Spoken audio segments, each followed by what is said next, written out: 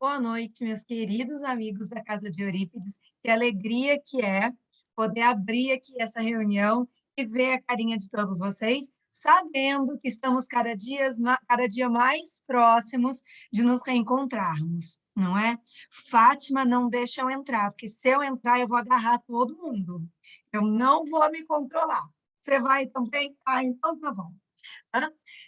Bom, meus amigos, toda sexta-feira, primeira sexta-feira de cada mês, a gente tem o benefício, a alegria na Casa de Eurípides de contar com uma palestra. Né? Toda sexta-feira a gente tem a reunião da Casa de Eurípides, mas sempre na primeira sexta-feira do mês, a gente tem sempre duas coisas importantes acontecendo na Casa de Eurípides, que é a palestra mensal e a Ronda da Caridade, que ainda estão suspensas, mas que, se Deus quiser, voltaremos com esse trabalho querido do nosso coração também, né?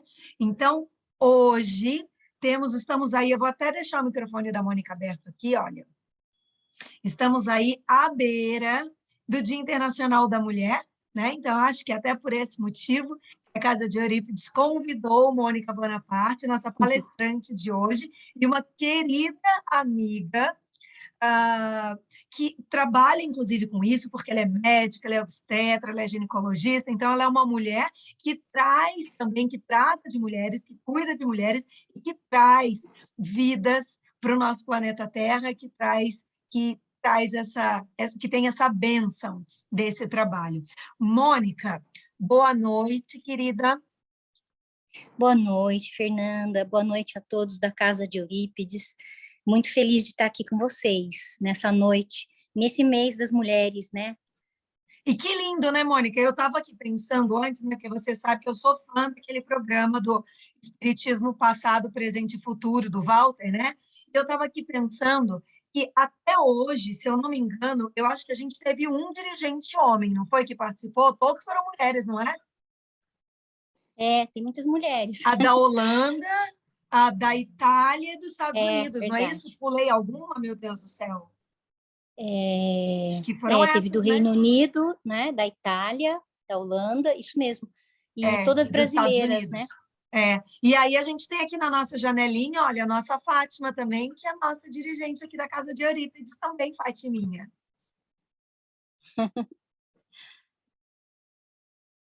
E a Fátima está sem som, mas a gente entendeu ela dizendo que sim. Pronto. Tá pronto, Agora aí, tá? ó. Quando coloca o foninho, corta o som. Mas estou ansiosa para ouvir a nossa amiga Mônica, com carinho. Então, tá certo. Então, vamos lá. Olha, eu separei aqui para a gente começar, antes da Mônica começar a palestra dela, um poema que eu acho que vem a calhar com o nosso tema, que a Mônica vai explanar para a gente hoje, e é um Parnaso de Além Túmulo, de Antero de Quental. Tá lá. De Antero de Quental? Não, de Bittencourt Sampaio. De Bittencourt Sampaio, e ele diz assim: As filhas da terra. Do seu trono de luzes e de rosas, a rainha dos anjos, meiga e pura, estende os braços para a desventura que campeia nas sendas espinhosas. Ela conhece as lágrimas penosas e recebe a oração da alma insegura, inundando de amor e de ternura as feridas cruéis e dolorosas. Filhas da terra, mães, irmãs, esposas, no turbilhão dos homens e das coisas, imitai-a no dor do vosso trilho. Não conserveis do mundo o brilho e as palmas, e encontrarei em vossas próprias almas a alegria do reino de seu Filho. Asserenando, então, os nossos corações, elevando os nossos pensamentos a Jesus, entrando na nossa querida casa de Eurípides Barçanufo, nós vamos nos sentando às nossas cadeiras azuis, vamos nos deixando envolver pela vibração daquele espaço tão abençoado que nos acolhe todos os dias das nossas vidas.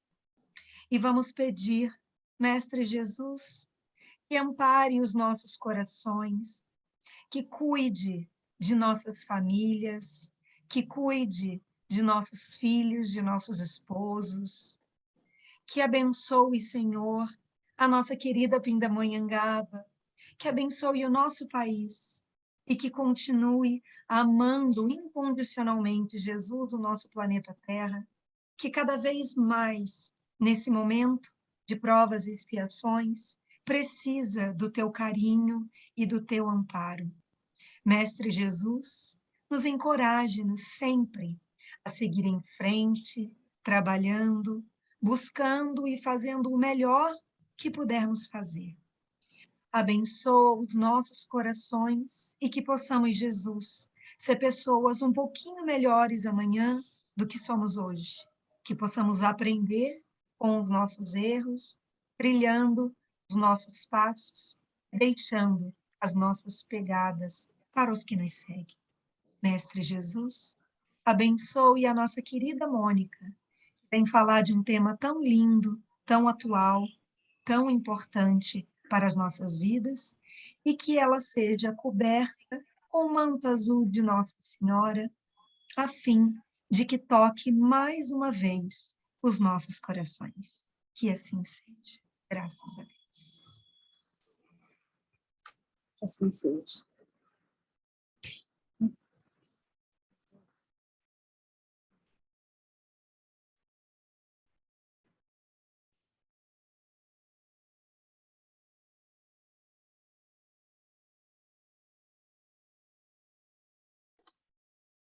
Aqui, a Mônica está aqui. Ela estava no desdobramento aqui, olha. Ela estava em duas janelinhas ao mesmo tempo. Pronto. Agora sim, Mônica.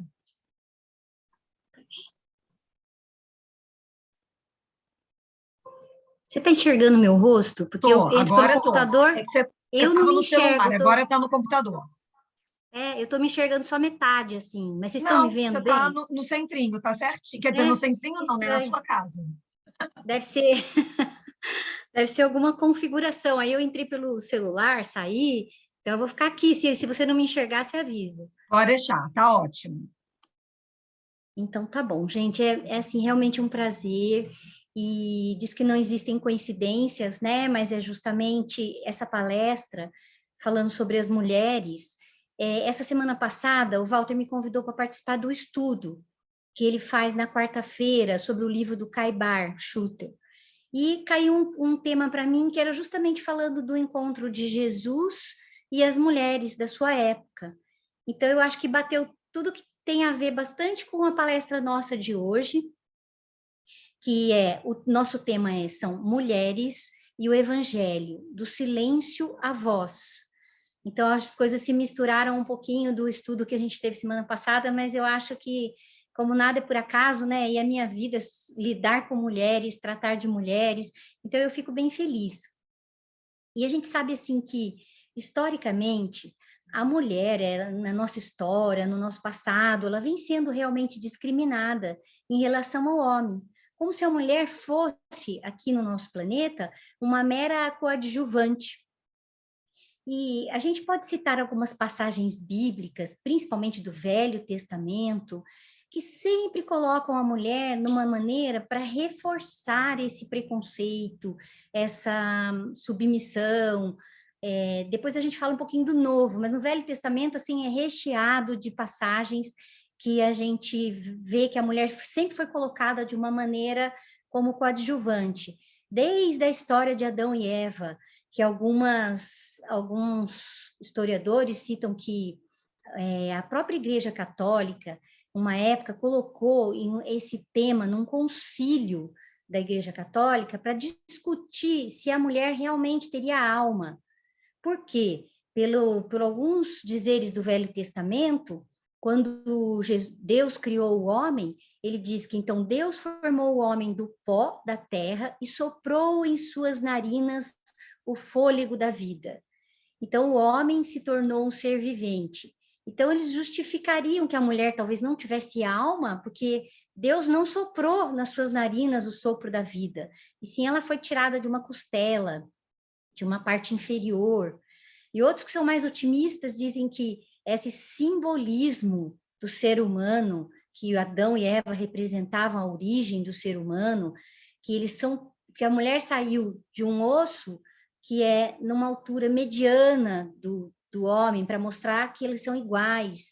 e de um osso tão importante que protegia o coração. Então, assim, as visões são diferentes, mas a igreja ficou por um tempo pensando até se a mulher tinha alma. Então, olha como a gente progrediu nesse planeta aqui, então, pouco tempo, né, de uns tempos para cá.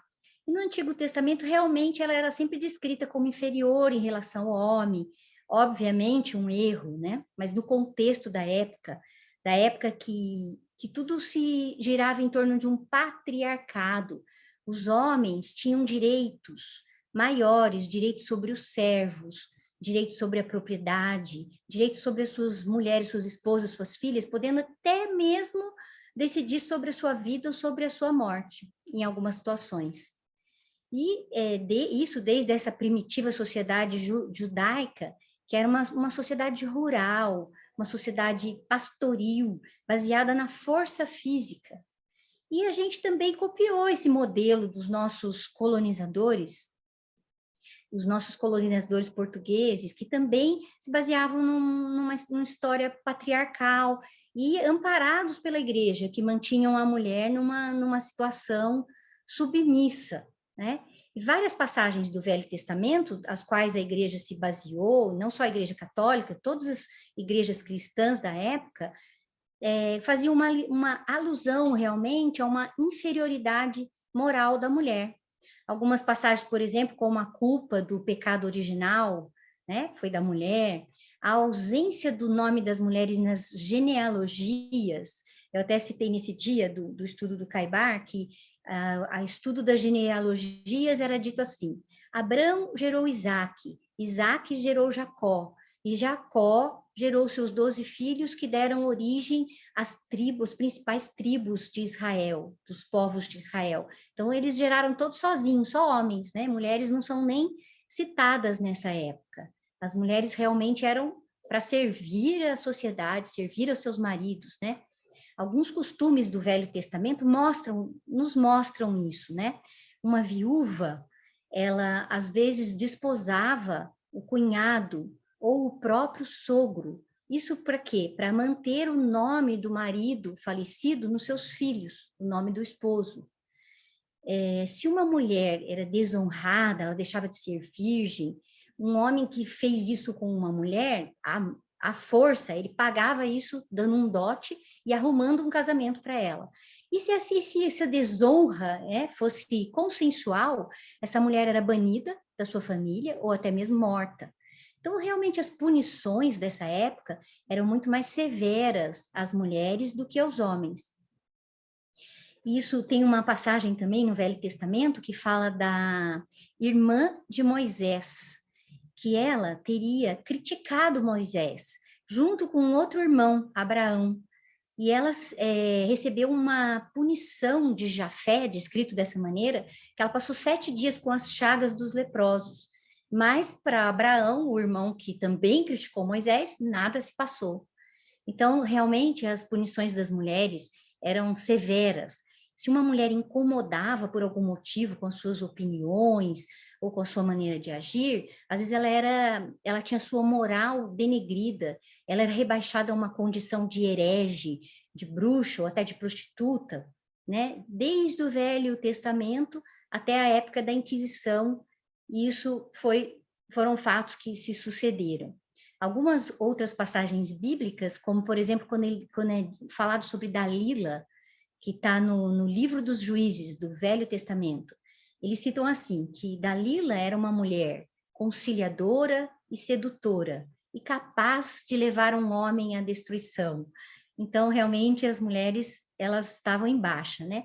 E no Novo Testamento, algumas mulheres são citadas, sim, como Joana de Cusa, Maria Madalena, Susana e outras mulheres que seguiam Jesus, mas elas são citadas só como mulheres que, no Velho Testamento, dedicaram seus bens, o seu tempo a ajudar Jesus, a ajudar os apóstolos, mas elas são ignoradas em suas narrativas. No Velho Testamento, a gente não vê o que disseram essas mulheres, né? A gente veio conhecer muito essas histórias de algumas mulheres, como Joana, nos livros mediúnicos, né, da nossa doutrina. E isso mostra para a gente alguns livros da história e também o Novo Testamento, que Jesus mudou esse tratamento dispensado às mulheres. As mulheres que o seguiam, Jesus as tratava como amigas, como discípulas, como seguidoras, mas ao mesmo tempo o mestre não conseguiu passar para os seus apóstolos essa maneira, ele não contagiou os seus seguidores quanto a isso. Mesmo os apóstolos tinham dificuldades de conviver com aquelas mulheres, dificuldades de as tratarem como iguais. E as igrejas cristãs que cresceram a partir de Jesus e se basearam muito nesses relatos do Velho Testamento, na história de Adão e Eva, no livro do Gênesis, e também em algumas epístolas de Paulo, né? Paulo que a gente tanto admira, mas algumas epístolas, Paulo se refere ao silêncio que as mulheres deveriam se manter nas igrejas, a submissão das mulheres e a superioridade dos maridos como chefes de família.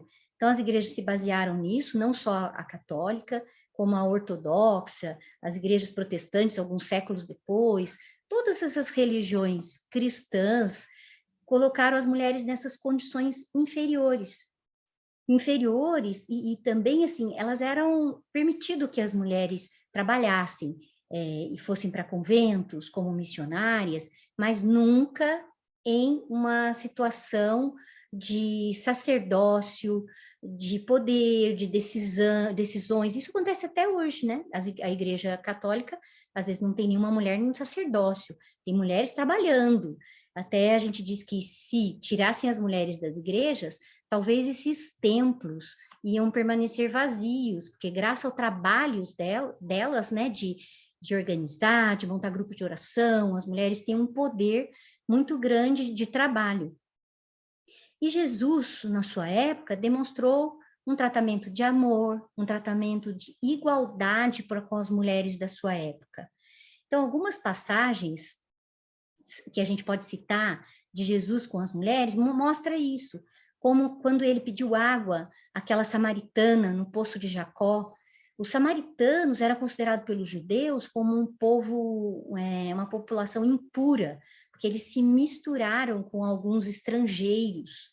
Então, Jesus, só de conversar com aquela mulher, ele estava, teoricamente, mudando totalmente um comportamento da época. E ela diz para ele porque ele estava conversando com ela, porque ele estava falando com ela. Quando Jesus protege aquela mulher adúltera que ele salvou do apedrejamento, que é uma passagem muito conhecida por nós, como ele se alegrava quando ele estava na casa de Lázaro, conversando com as irmãs Maria e Marta, como ele aceitou Maria Madalena como sua seguidora, né, como sua apóstola, sua discípula, Joana de Cusa, Susana, todas elas eram mulheres mencionadas como apoiadoras de Jesus, mulheres que o seguiram, que até patrocinaram o bem-estar de Jesus e seus discípulos com os seus bens. Então, com certeza, Jesus tentou mostrar isso, que não havia essa diferença. Maria Madalena, que foi um espírito de muita força, que mudou totalmente a sua vida para seguir o mestre até o final dos seus dias, disseminando os conhecimentos e os ensinamentos de Jesus. Eu citei outro dia, nesse estudo do livro do Caibar, uma parte de uma palestra do Haroldo, que ele diz que Jesus não curou Maria Madalena, mas que sim, ele identificou as características de Madalena e redirecionou para outro caminho, para o caminho do amor ao próximo, para ser uma de suas seguidoras, e por que não dizer um dos espíritos mais importantes que seguiu o mestre e disseminou os seus ensinamentos. E além de tudo isso, a gente sabe que a sociedade em geral colocou as mulheres nessa posição secundária no trabalho, secundária na ciência, na própria história escrita, lógico, sob a ótica e os valores daquela época. E o materialismo também, porque o materialismo ponderava o físico, a força física. Então, condenou a mulher numa situação de inferioridade pela sua fraqueza física, impelindo a mulher à sua sensualidade, deixando ela como inferior na força física, ela tinha sensualidade para ser usada.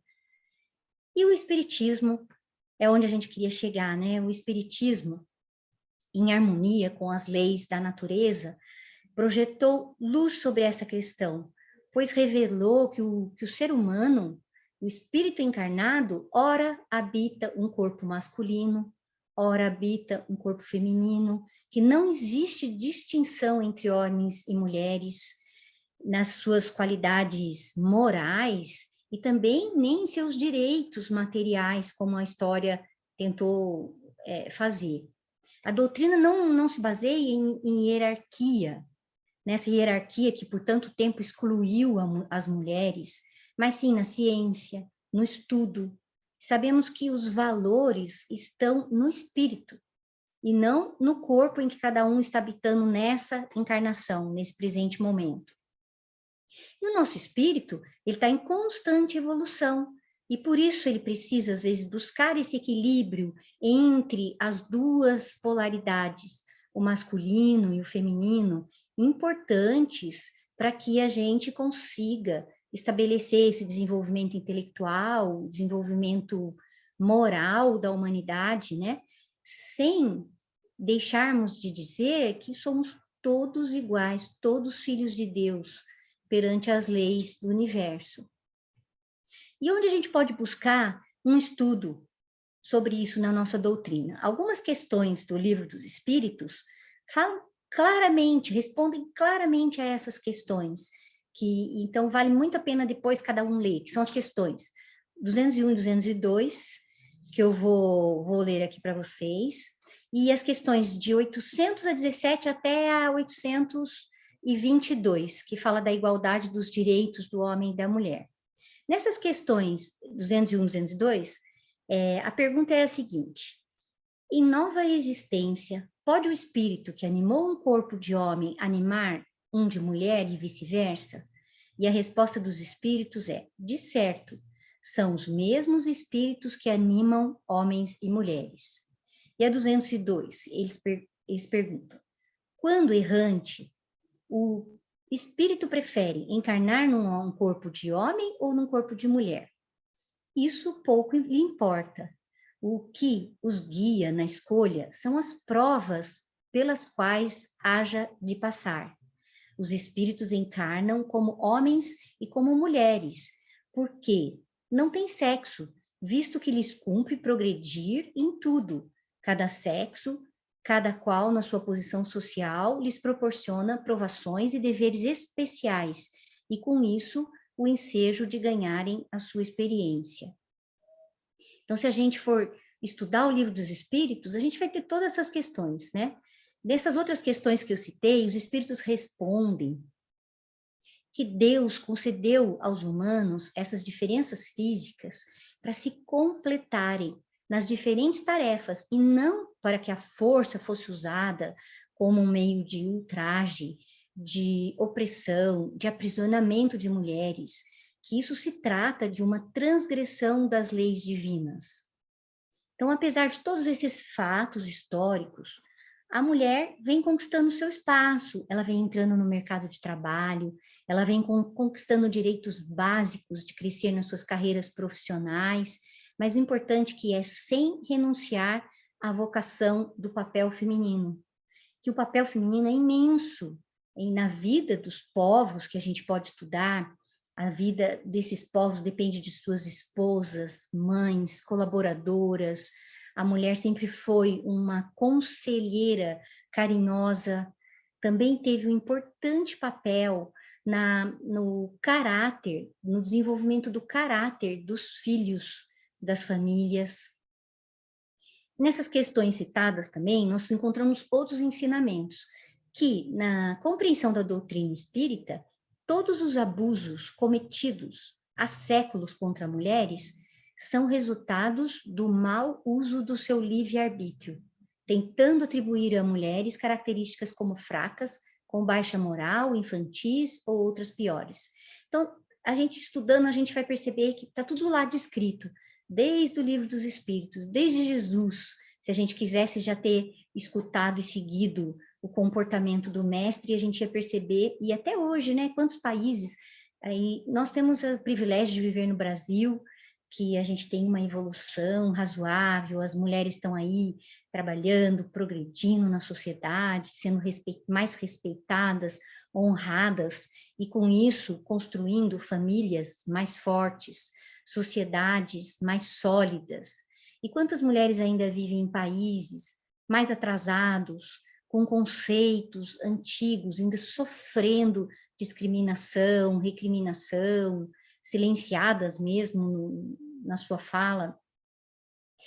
E essas questões também respondem que essas diferenças físicas e psicológicas da mulher são são indícios de que existe um planejamento superior. Essas pessoas se completam, os homens e as mulheres se completam. E esse amor feminino é considerado uma das forças mais respeitáveis da criação divina. Kardec, né? Kardec, que é o nosso direcionador, né? Que trouxe tudo isso, que compilou esses ensinamentos na doutrina espírita, ele, junto com os ensinamentos de Jesus, ele também resgatou o valor da mulher sob a luz da revelação espírita, alertando a todos nós para esse princípio de igualdade. Na última questão de todas essas que eu citei para vocês procurarem, a 822, existe uma citação também muito bonita, que diz: a emancipação da mulher acompanha o progresso da civilização e sua escravidão marcha com a barbárie. Então, se a gente consegue tirar muitas citações de escritores, do Livro dos Espíritos, de Jesus, que é nosso mestre maior, dizendo isso, dizendo como nos comportarmos. Tem uma parte bonita também num livro do escritor e poeta francês, que é Victor Hugo. Ele escreveu um poema que ele enaltece o perfeito equilíbrio entre os parceiros de evolução. Ele diz: parceiros de evolução, na qual se inicia dizendo que o homem é uma das mais elevadas criaturas, enquanto a mulher é um dos mais sublimes dos ideais, e encerra afirmando que ele está colocado aonde termina a terra e ela aonde começa o céu. Isso de Victor Hugo.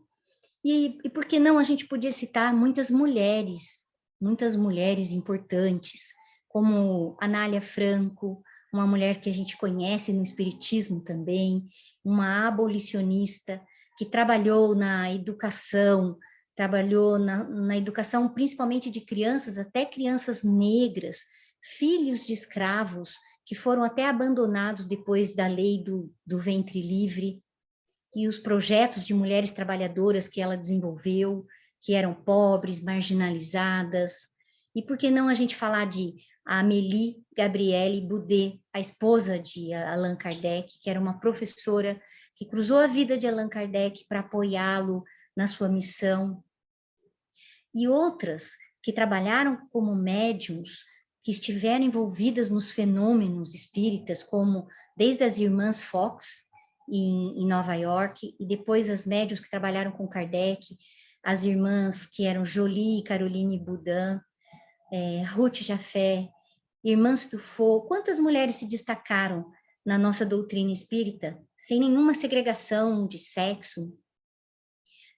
Outra personagem que a gente podia citar é a Senhora Aparecida, que a Joyce fez uma palestra tão bonita há pouco tempo, falando dela, uma enfermeira que trabalhava na Santa Casa de Uberaba e depois continuou acompanhando os doentes, né? Os doentes de pênfigo, que é conhecido como fogo selvagem, levando até para sua casa para tratar, até que ela conseguiu a construção de uma ala no hospital e ficou até o fim dos seus dias. Essa palestra da Joyce a gente pode até depois buscar e assistir de novo, tão bonita que ela conta toda essa história. Então, a gente tem, assim, muitos exemplos de mulheres importantes, que foram ouvidas, que exerceram um trabalho lindo dentro da doutrina espírita. Outras duas passagens que eu separei para vocês é de Leon Denis. Leon Denis, que é contemporâneo de Allan Kardec, escreveu em alguns livros. Ele nasceu em 1800, né, e 73. E ele tem algumas passagens dele que eu separei aqui, que ele diz: pelo espiritismo se subtrai a mulher do vértice dos sentidos e ascende à vida superior. Cessa então a luta entre os dois sexos. As duas metades da humanidade se aliam e se equilibram no amor para cooperarem juntas no plano providencial das obras da divina inteligência.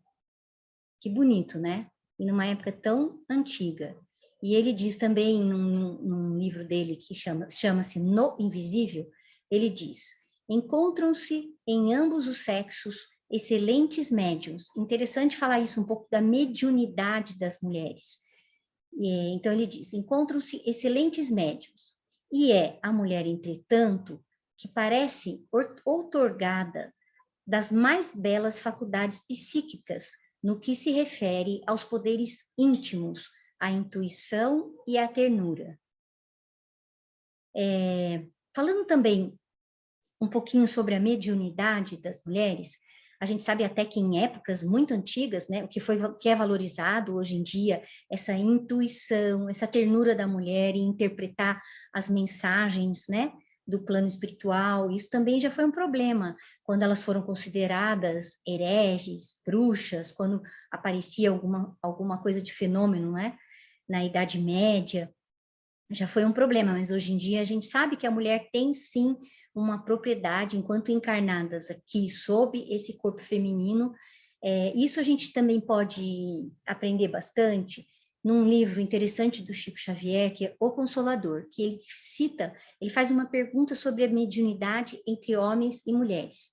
A questão foi a seguinte: a mulher ou o homem, em particular, possuem disposições especiais para o desenvolvimento mediúnico? E a resposta: não existem privilégios para os que se encontram em determinada situação. Porém, vence nos labores quem tiver maior porcentagem de sentimentos.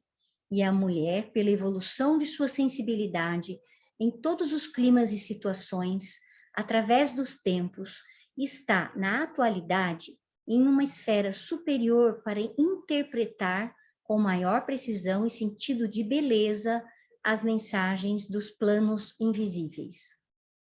Então, a gente pode tentar valorizar esse sentimento que a mulher tem muito aguçado dentro dela mesma, até nessa questão da mediunidade, sabendo que não existe nenhum privilégio, mas quando a mulher valoriza o seu sentimento, a sua intuição, ela é um médium, quando ela tem essa capacidade mediúnica, com essa pureza de sentimento, de beleza para a interpretação.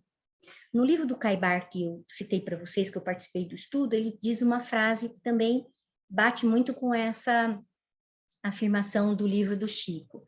Ele diz uma frase sobre as mulheres, que o sentimento é a alma da virtude e o motor das grandes ações. Então, eu acredito que as mulheres, elas têm que valorizar esse sentimento, essa capacidade, dessa sensibilidade grande que ela tem. A gente sabe que a luta das mulheres não foram fáceis até hoje, mas uma outra coisa que a gente não pode terminar sem dizer é sobre a maternidade. A maternidade, que é uma das missões mais sublimes concedidas à mulher. E essa questão deve sim ser vista pelas mulheres como um privilégio. É claro que acarreta tudo isso com a sua ascensão, a carreira profissional, com a ascensão aos seus trabalhos, aos seus estudos, acarreta uma carga, uma jornada de trabalho maior, papel de mãe, mas então a gente tem que valorizar mais isso, e a gente tem que apoiar as mulheres que estão ao nosso redor. Ela tem que ser apoiada pela sua família, quando ela passa por esse momento, pelo seu companheiro, dividindo as responsabilidades comuns do casal. E eu sinto no meu trabalho, no meu dia a dia, como médica, que os casais jovens, eles já passam por isso, eles já dividem essa função. jovens maridos, jovens esposos, que, assim, fazem um papel que até pouco tempo só a mãe faria mesmo, que cuidam dos seus filhinhos, que perdem noites de sono, que apoiam a sua esposa no trabalho. Então, a gente sabe que a gente tem que passar para as mulheres jovens que a maternidade não é um peso, e sim uma missão sublime, lógico, apoiada por todos nós, né, pela família e pelo seu companheiro. Então, a gente tem que pensar que essas mulheres na doutrina espírita, como a Fernanda citou no início, você vê as presidentes de federações espíritas do mundo, quase todas as federações espíritas no mundo são montadas por brasileiros, e quase todas as presidentes de federação são mulheres. Então, a gente acredita que essas mulheres, pela sua garra, pela sua força, pela sua vontade de disseminar a doutrina, elas foram, então, recolocadas no seu devido lugar, estão sendo conclamadas ao estudo, à participação, né, do crescimento da humanidade, isso dentro do seio da doutrina espírita, que encontra essa possibilidade de expressão da mulher, do seu discurso que a gente viu por esses relatos históricos que foram tantas vezes silenciado. Então, gente, para finalizar, então, acho que a gente tem que deixar bem claro que o espiritismo, antes de separar as pessoas por corpos, por situação financeira, por sexo, por raça, por origem, ele nos une em espíritos. Todos nós somos espíritos que ansiamos pela igualdade de evoluir, lógico, sempre seguindo a nossa evolução conforme a lei do progresso. Então, acho que era mais ou menos isso que eu tinha para dizer para vocês, esse apanhado, assim, um pouquinho histórico, que eu acho que é importante para a gente entender, porque eu acho que a gente se vê agora já numa posição tão boa, né?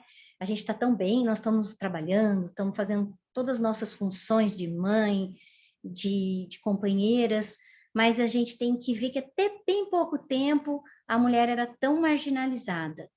E nesse mês das mulheres, então, eu espero que todas nós, assim, busquemos conhecimento, busquemos nos instruir para evoluir junto com a doutrina e amparar as mulheres também que estão ao nosso lado, disseminar esse conhecimento.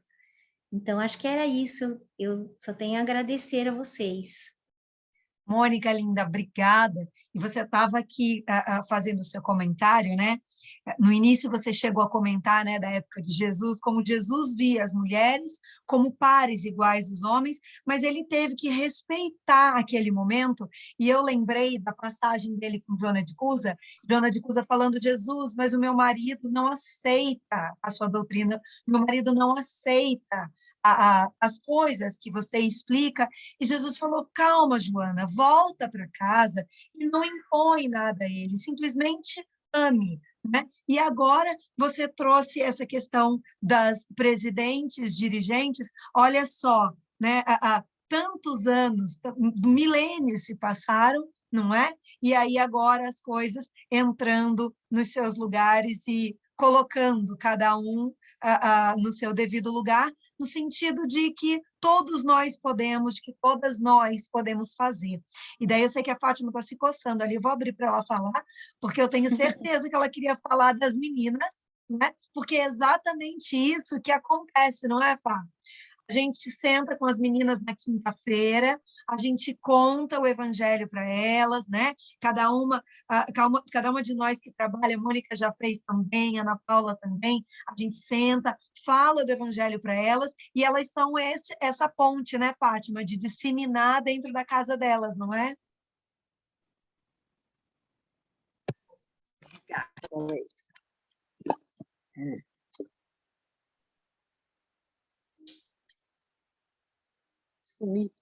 Sumiu, Fá. Você ficou de cabeça para baixo, sumiu. Agora voltou. Pronto. Caiu o celular.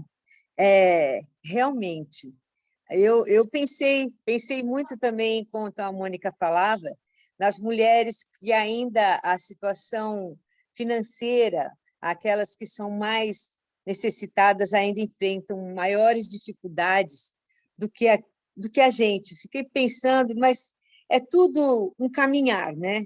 Tudo um caminhar.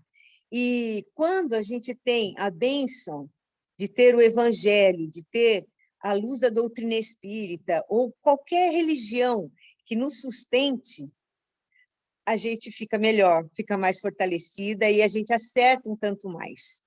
Eu acho que é isso que acontece com qualquer uma de nós e com as nossas meninas também. Elas traduzem isso na vivência que a gente acompanha com muita felicidade, com muita garra para conseguir estarem melhor na vida. É isso. Mônica, querida, então a gente vai agradecendo você imensamente pela sua disponibilidade, pelo seu carinho, pelo carisma de você poder falar de mulheres e com tanta doçura, como você é doce, Mônica. Então, assim, agradecendo em nome da Casa de Eurípides, né, com muito carinho, com muito orgulho, podendo estar aqui agradecendo e fazendo o host desse dia de hoje, com tantas mulheres aqui, homens também queridos do nosso coração. Então, eu vou agradecendo você, Mônica, em nome de todos nós, em nome da Casa de Eurípides, e pedir para você encaminhar para a nossa prece final, para a gente poder terminar nossa reunião de hoje. Pode ser? Pode ser.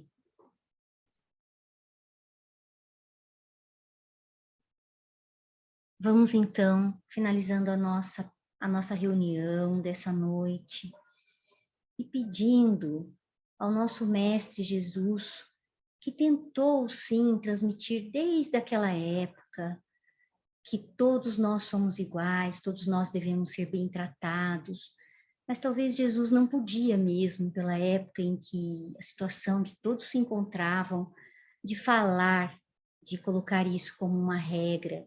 Ele tinha que obedecer à nossa evolução. E devagar, graças aos nossos estudos, graças à espiritualidade que nos acompanha, que nos intui, nós vamos aprendendo a nos comportar melhor, a tratar todos os seres humanos, não só as mulheres, como iguais, de todas as raças, de todas as crenças, entendendo que todos nós temos as nossas dificuldades, mas que nós estamos sim no caminho, estamos evoluindo, pedindo a nossa bênção também para todos que nesse momento estão sofrendo, para toda essa situação que vem ocorrendo no nosso planeta de guerra, que todos possam ser amparados e nós mesmos podemos nos oferecer em desdobramento para o trabalho com esses irmãos que sofrem, para algum trabalho que possamos executar na espiritualidade e com isso entregarmos um pouco da nossa parcela não de só trabalho aqui terreno, mas também no trabalho espiritual à medida que pudermos. E vamos então agradecendo mais uma vez o encontro, mais uma vez o estudo, desejando a todos um final de semana de luz, de paz, e amanhã um novo encontro na Casa de Eurípides, que seja abençoado por todos os guias dessa casa, e que assim seja. Amém.